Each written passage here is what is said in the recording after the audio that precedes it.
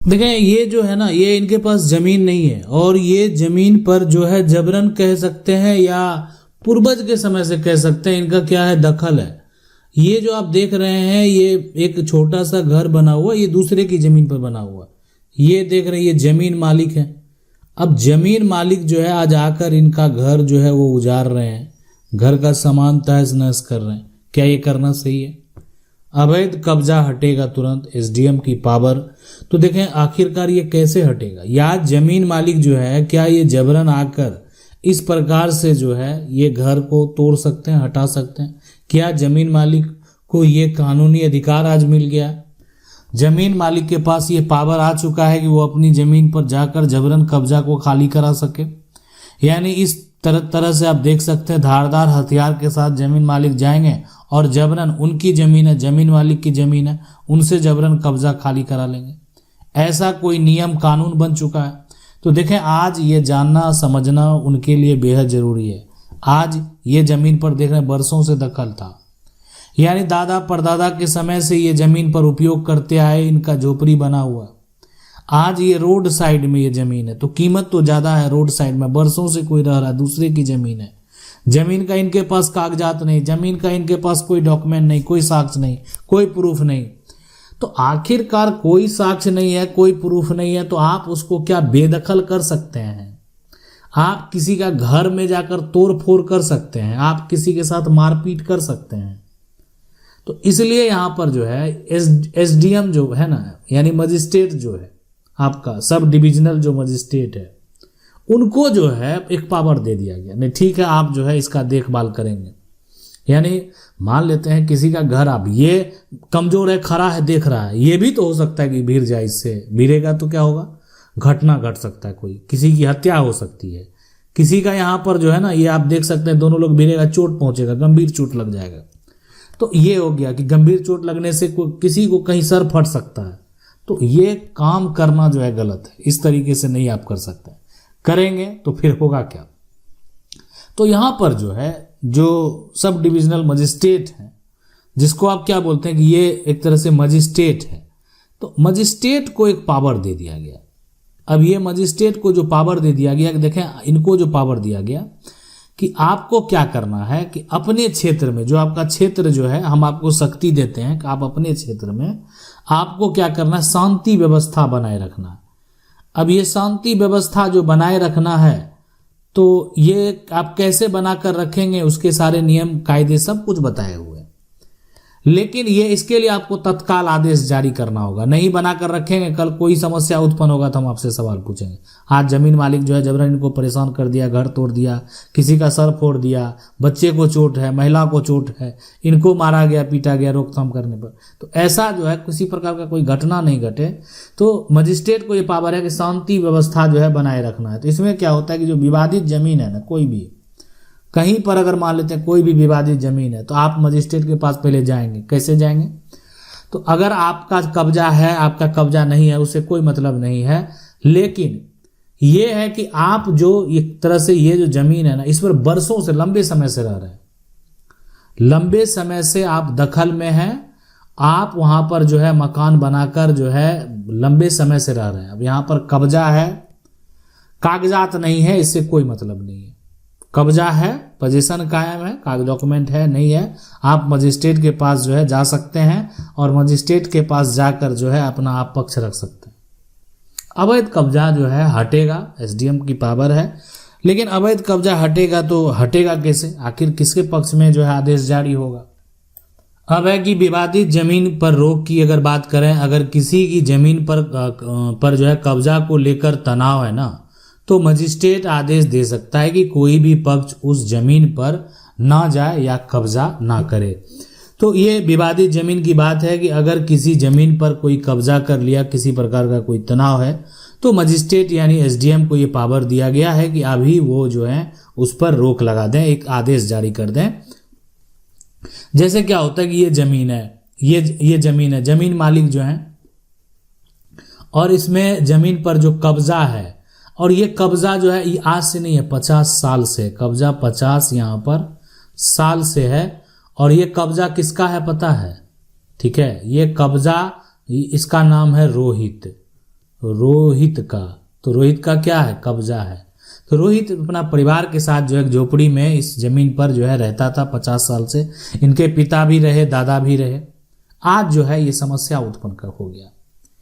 तो अब ये रोहित को करना क्या है, ये जाएंगे जो है पुलिस के पास जाएंगे, वहां से सुनवाई अगर नहीं हो रहा है तो ये एसडीएम के पास है ना जाकर केस फाइल कर सकते हैं खुद। यानी कब्जा करने वाले को अगर कोई बेदखल करने आ गया, जमीन मालिक ही क्यों ना हो, जमीन मालिक ही बेदखल करने के लिए क्यों नहीं आ जाए। एक कब्जा जो है जिसका मान लेते हैं वर्षों से कब्जा है, पोजीशन लंबे समय से कायम है, अगर ये जो है यानी ऐसे सिचुएशन ऐसे कंडीशन में तो मजिस्ट्रेट जो है ना आदेश दे सकता है कोई भी पक्ष उस जमीन पर ना जाए ना कब्जा करे। तो इसलिए ना जाना है किसी भी पक्ष को ना कब्जा। जैसा स्थिति है रोहित के पास है, रोहित के पास रहेगा, वर्षों जिसके पास है उसके पास रहेगा। तो ये जो है एक तरह से निर्माण तोड़फोड़ पर प्रतिबंध लगा दिया, कोई भी प्रकार का तोड़फोड़ नहीं करेंगे तो फिर हम आपके ऊपर कार्रवाई करेंगे। यदि एक पक्ष जबरन निर्माण कर रहा है तो धारा 163 के तहत निर्माण जो है तुरंत रुकवाया जा सकता है। और ये है BNSS की जो धारा है, BNSS की धारा 163। और ये पहले अगर बात करें तो पहले क्या था, पहले आपको भी पता होगा, पहले ये आपको देखने को मिलता था CRPC की धारा, CRPC की धारा 144 लगवा देते थे ना, 144 जमीन पर 144 लगाते थे तो क्या होता था, निर्माण रुक जाता था। किसी प्रकार का कोई कब्जा करने वाला जो बात है वो रुक जाता था। 144 लगा हुआ है, उल्लंघन करेगा कोई 144 का तो फिर उसके लिए भी नियम कानून है। तो इसलिए जो है यानी आज वो कानून जो है BNSS की धारा भारतीय नागरिक सुरक्षा संहिता की धारा जो है 163 के तहत जो है कार्रवाई होती है। तो ये पावर किसके पास है? एसडीएम के पास। तो एसडीएम के पास है तो एसडीएम के पास जाना होगा। जब उनके पास ये पावर है कि तुरंत किसी का निर्माण कार्य रोक दिया जाए, गलत तरीके से अगर कोई जबरन जो कब्जा करके घर मकान बना रहा है, रुकने के लिए उसको बोला जा रहा नहीं रुक रहा है, तो है ना उपाय धारा 163 लगवा दें। जो पहले धारा 144 लगाते थे वही धारा 163 बन गया। अब ये जो पावर हो गया एक तरह से एसडीएम के पास पावर है, पावर का प्रयोग करके धारा 163 जो है वो लगा दिया गया जमीन पर। तो रोहित का जो है क्या यहाँ पर क्या है पता है, रोहित का जमीन पर कब्जा है। तो ये धारा जो है ये जाकर लगवा दिया कि मेरे साथ जो है मेरा घर तोड़ा जा रहा है, मेरा घर जो है एक तरह से सामान फेंका जा रहा है। तो पुलिस को आदेश मिलता है कि मौके पर जाकर स्थिति को कंट्रोल कर देना, भीड़ या झगड़ा होने से आपको रोकना है। ये जमीन पर किसका कब्जा है, पहले से जिसका कब्जा है उसी का कब्जा कायम रहेगा। धारा 163 का उल्लंघन अगर कोई कर देता, अगर कोई व्यक्ति इस आदेश को तोड़ता है तो उसके खिलाफ कानूनी कार्रवाई और उसकी गिरफ्तारी जो हो सकती है। मतलब ये जमीन जो है जमीन का मालिक कोई और है, उसे कोई लेना देना नहीं है।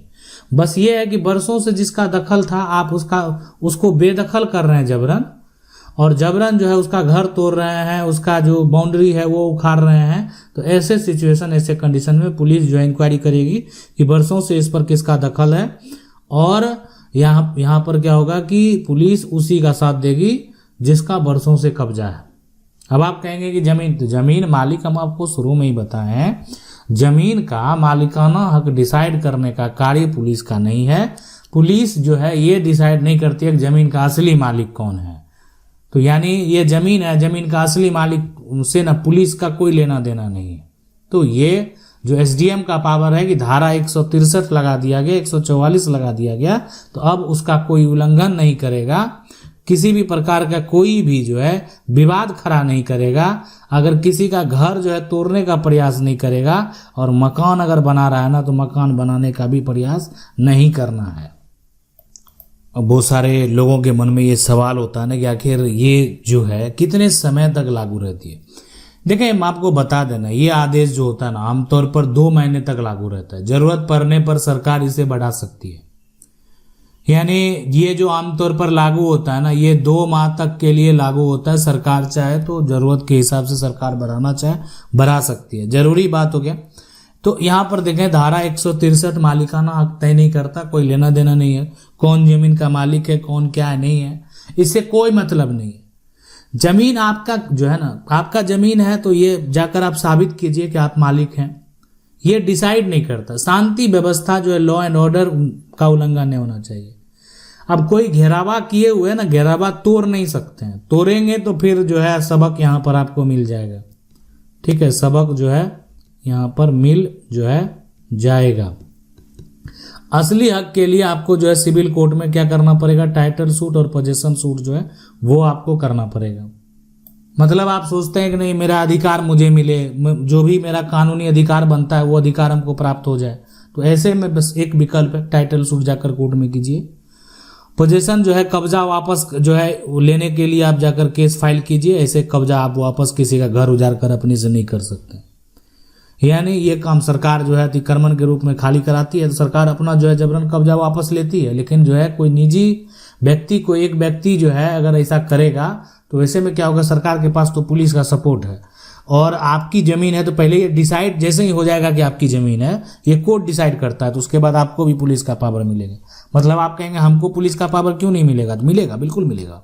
लेकिन कब मिलेगा, जब आपको कोर्ट का ये एक मोहर लग गया, आपके पास एक जजमेंट आ गया कि आप मालिक हैं, तो मिलेगा। कोर्ट का आदेश जो है जैसे ही होगा पुलिस का पूरा सपोर्ट मिलेगा आपको। उसके बाद तो फिर कब्जा करने वाला का जो घर है कहाँ चला जाएगा वो देखने लायक भी नहीं रहेगा।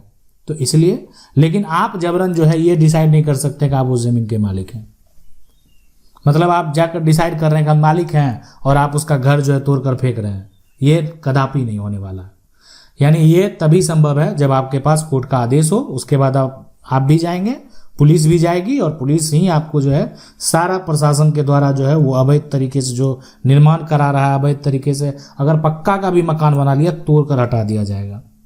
अब आगे की जो कार्रवाई है, आगे का जो प्रक्रिया है, जब पुलिस रिपोर्ट या शिकायत मिलती है ना, तो जो कार्यपालक मजिस्ट्रेट के द्वारा धारा 144 के तहत जो है ये, अब यहाँ पर आगे 144, अब मजिस्ट्रेट के द्वारा जो केस का प्रक्रिया जब शुरू होता है, ये जमीन था और इस जमीन पर अगर किसी का कब्जा है, साथ में एक छोटा सा मकान बना हुआ है, मकान है और उसमें क्या है, रहता, उसको क्या किया, बेदखल किया गया था। तो जब पुलिस को रिपोर्ट या शिकायत मिलती है तो कार्यपालक मजिस्ट्रेट द्वारा धारा 164 के तहत जो है ये प्रक्रिया, यानी कह सकते हैं प्रोसीडिंग जो है वो शुरू किया जाता है। दोनों पक्ष से सबूत मांगा जाता है, दोनों पक्ष को नोटिस देकर कहा जाता है। अब ये धारा 164 की अगर बात करें तो ये धारा जो 164 है, यानी ये BNSS की धारा है, नया कानून धारा 164। अब ये पहले अगर बात करें CRPC की धारा, पहले CRPC की धारा 145 था इसके जगह पर, तो वही है। तो यहां पर भी वही है, दोनों पक्ष को नोटिस देकर कहा जाता है कि किसके पास वास्तविक कब्जा है, इसका प्रमाण दें। वास्तविक कब्जा मतलब कौन पहले से कब्जे में है, कौन लंबे समय से इसका उपयोग कर रहा है, ये वास्तविक कब्जा, वास्तविक पोजीशन किसका है। जैसे रसीद, गवाह, पुराना कब्जा, ये हो गया कि पुराना कब्जा किसके पास था। अभी कोई कब्जा कर लिया वो नहीं, पुराना कब्जा किसके पास था। तो ये दोनों पक्ष से ये मांगा जाता है। और ये पुलिस रिपोर्ट भी जो है मजिस्ट्रेट के पास, SDM के पास पुलिस रिपोर्ट भी भेजा जाता है कि आखिर पहले से कौन दखल में था, पहले से कौन कब्जे में था। ठीक है, तो कब्जा मकान जो रहता है इस पर रहने वाला जो है वो रोहित है, यानी रोहित का यहाँ पर कब्जा पहले से था, कब्जा पहले से था। जमीन का मालिक कोई और है, उससे कोई मतलब नहीं है। तो ये रोहित को बेदखल किया जा रहा था, रोहित का घर तोड़ा जा रहा था, रोहित का घर उजाड़ा जा रहा था। तो रोहित ने अपना साक्ष्य प्रस्तुत कर दिया कि मेरा पहले से, हम इस जमीन पर लंबे समय से, हमारे दादा भी रहे, हमारे पिता भी रहे और आज हम भी इसका उपयोग कर रहे हैं। बात वही है, किसका माने कब्जा किसका है तय करना। मजिस्ट्रेट ये तय करता है कि विवाद के समय वास्तविक कब्जा किसके पास था। ध्यान रहे, मालिकाना हक, ऑनरशिप तय नहीं होता, सिर्फ कब्जा यानी पोजीशन तय होता है। यानी जो ऑनरशिप है ना, मालिकाना हक है, ठीक है, वो तय नहीं होता। कब्जा किसका है ये तय अगर करने की बात है तो मजिस्ट्रेट ये तय करता है कि विवाद के समय वास्तविक कब्जा जो है वो किसके पास था, ये मजिस्ट्रेट तय करता है। मालिकाना हक जो है, ऑनरशिप, ये तय नहीं होता है कि आखिर यहाँ पर जाएंगे तो आप सोच रहे हैं कि हम मालिक हैं, मेरे पास केवाला है, मेरे पास खतियान है, तो मेरे पक्ष में फैसला आ जाएगा, ऐसा नहीं होने वाला। सिर्फ कब्जा पोजीशन तय होता है। अगला है यहाँ पर कि कब्जा सुरक्षित रहना, जिसके पक्ष में आदेश आता है ना उसे कब्जा बनाए रखने का अधिकार दिया जाता है। आप अपना कब्जा बनाए रखें, दूसरे पक्ष को दखल देने से रोका जाता है। दूसरे जमीन मालिक को कह दिया जाता है कि आप जो है आपको अपना दखल अगर लेना है आप जाकर पोजेशन सूट जाकर सिविल कोर्ट में कीजिए। आपके जमीन पर यहाँ पर जो है आपका जमीन पर दखल है और उस पर जो है मकान बनाकर लोग रह रहे हैं, आपको आपका मालिकाना हक जो है वो साबित करने के लिए अब आपको कहाँ जाना होगा, तो सिविल कोर्ट जाना होगा। सिविल कोर्ट में जाकर जो है केस फाइल करनी होगी। यानी आदेश का उल्लंघन, अगर कोई आदेश का उल्लंघन करता है तो उसके खिलाफ कानूनी कार्रवाई यानी जो FIR है ये जो है करना होगा। ये सारा जो प्रक्रिया होता है ना कि तत्काल झगड़े को खत्म करने के लिए किया जाता है। मतलब धारा जो पहले भी 144 लगाया जाता था और धारा 145 के तहत जो कार्रवाई की जाती थी अगर उसका कोई उल्लंघन करे, तो ऐसे में झगड़ा को तत्काल में खत्म करने के लिए ऐसा किया जाता था। मामला सिविल कोर्ट में लंबित हो या नहीं हो, तत्काल झगड़ा इसी प्रकार से खत्म होगा कि जैसा पहले थे वैसा बने रहें। हम ये डिसाइड नहीं करेंगे कि मालिक कौन है, अब उनके पास पावर रहेगा तब तो वो डिसाइड करेंगे। सिर्फ 164 जो है सिर्फ शांति बनाए रखने और कब्जा तय करने के लिए है। मालिक कौन है यह सिविल कोर्ट ही तय करेगा। यानी साफ साफ स्पष्ट तरीके से ये कह दिया गया कि इस जमीन का, इस प्रॉपर्टी का मालिक कौन है ये तो सिविल कोर्ट तय करेगा। हम यही करेंगे कि हम उस पर एक स्टे लगा देंगे टेम्पोररी। हम जो है शांति व्यवस्था बनाए रहने का गुहार लगाएंगे और उसके बाद कब्जा तय करेंगे कि आखिर कौन दखल में रहेगा। दखल में कौन रहेगा ये हम तय करेंगे। अब ये तय करेंगे उसी के अनुसार जो कि पहले से दखल में था। अगर आप किसी को जबरन बेदखल किए हैं तो हम दोबारा उसको दखल दे देंगे। यानी आप संपत्ति के मालिक हैं, आपका कानूनी अधिकार बनता है, तो ये कोर्ट डिसाइड करेगा कि आप मालिक हैं। अगर आप मालिक होंगे तो फिर जो है मजिस्ट्रेट का भी सपोर्ट आपको मिलेगा, साथ में पुलिस प्रशासन का भी सपोर्ट आपको मिलेगा कब्जा खाली कराने के लिए। तो ये है यानी धारा 163 और 164 BNSS की धारा, जो कि अब नया कानून के तहत यानी BNSS की धारा 163 और धारा हो गया 164, जो कि पहले धारा CRPC की धारा 144 और 145 हुआ करता था। आशा करते हैं वीडियो अच्छा लगा होगा। वीडियो को लाइक जरूर कर दें। चैनल को पहली बार देख रहे हैं सब्सक्राइब करके जो बेल आइकन है उसको जरूर दबा लें। मिलते हैं अगले वीडियो में, तब तक के लिए जय हिंद।